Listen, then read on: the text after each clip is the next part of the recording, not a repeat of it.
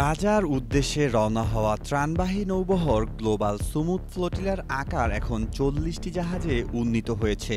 গত বৃহস্পতিবার সিসিলি থেকে আসা প্রায় ২০টি নৌযানের একটি দল স্পেনের বার্সেলোনা থেকে আসা ২০টি জাহাজের মূল দলের সঙ্গে যুক্ত হয়েছে। এই বিশাল নৌবহরের সদস্যরা বিশ্বের বিভিন্ন দেশ থেকে এসেছেন এবং তারা মানবিক সহায়তা নিয়ে অবরুদ্ধ গাজার দিকে অগ্রসর হচ্ছেন। গত ১ সেপ্টেম্বর বার্সেলোনা থেকে যাত্রা শুরু করে প্রথম দলটি। তিউনিসিয়ার উপকূলে ৫ দিন অবস্থানের পর মঙ্গলবার তারা ইতালি থেকে যাত্রা করে।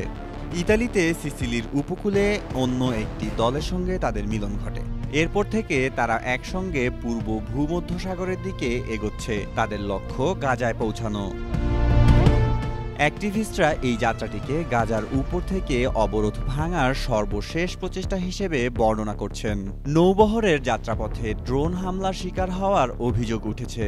একটি জাহাজের কাছে কিছু জ্বলন্ত বস্তু পড়ার ভিডিও প্রকাশ হলেও জাহাজটির কোনো ক্ষতি হয়নি। সামাজিক যোগাযোগ মাধ্যমে অ্যাক্টিভিস্টরা নিজেদের নিরাপত্তার জন্য আন্তর্জাতিক মনোযোগ আকর্ষণ করছেন। তাদের আশঙ্কা ইসরায়েল তাদের ওপর হামলা চালাতে পারে। একজন অ্যাক্টিভিস্টের দাবি, ইসরায়েলি প্রোপাগান্ডা এই নৌবহরকে সন্ত্রাসবাদের সঙ্গে যুক্ত বলে চিহ্নিত করার চেষ্টা করছে।